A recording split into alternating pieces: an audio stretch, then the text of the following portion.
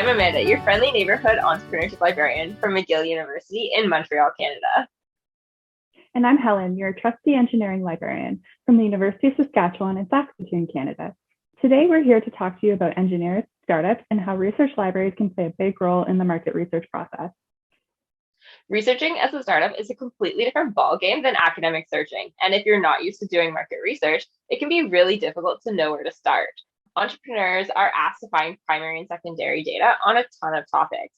Here is our market research canvas, often starting with broad industry reports that cover market trends, segmentation, problems, and potential solutions. So this transitions quickly into customer demographics and psychographics, which tell startups how their ideal customers behave and make purchase decisions, and of course, where to find them.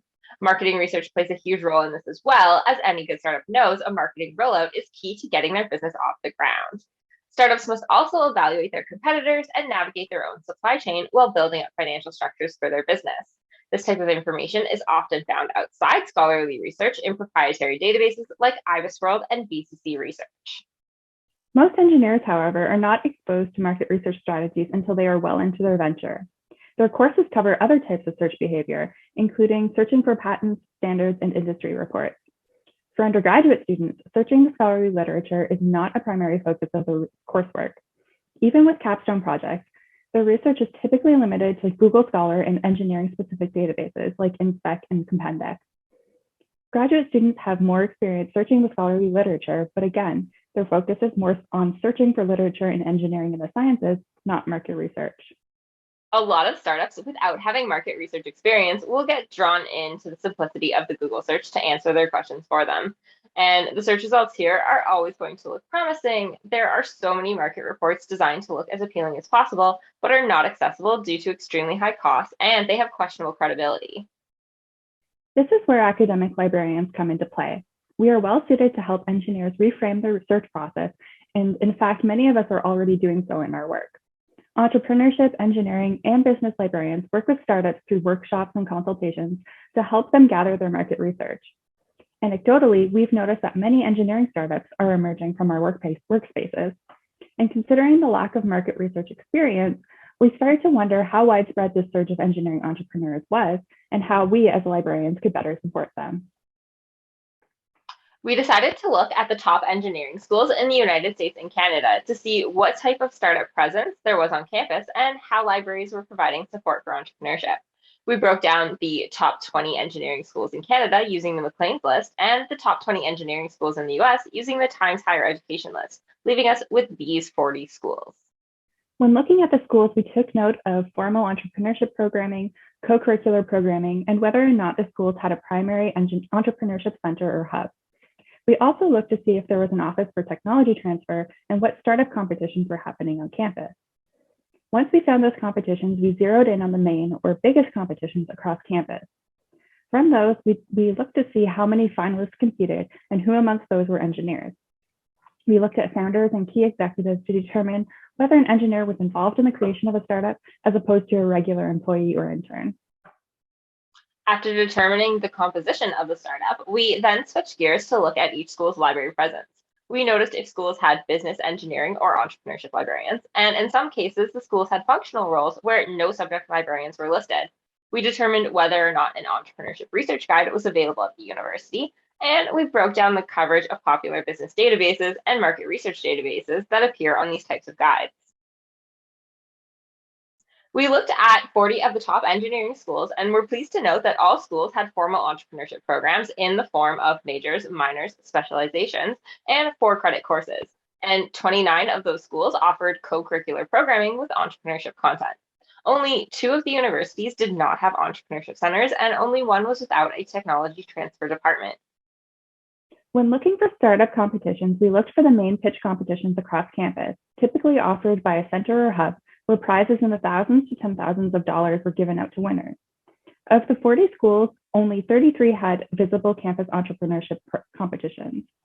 5 of the schools did not have clear information about whether or not they hosted a competition on campus, and for 2 of the schools, no competitions were listed online. Among the remaining schools with competitions, another 5 of them did not have accessible information posted about their finalists. This left us with 28 universities. On average, startups had engineers as co-founders or chief executives 39% of the time. The Georgia Institute of Technology and the University of California, San Diego were the only schools where all finalists had engineers.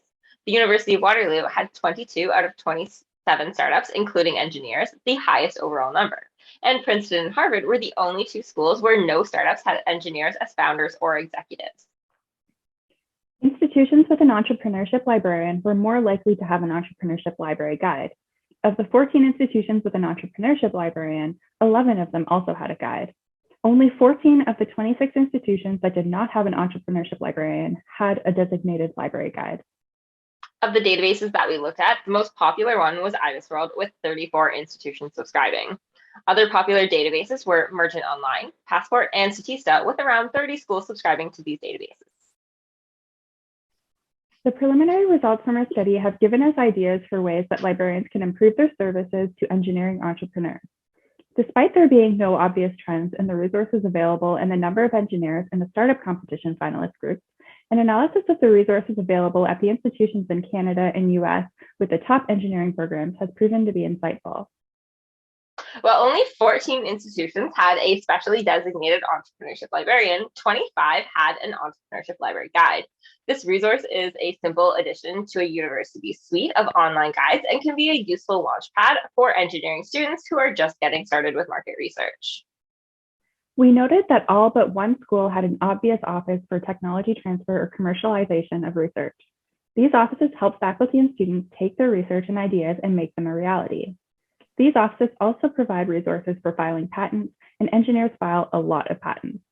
Collaborating and making relationships with the technology transfer offices can help improve research services.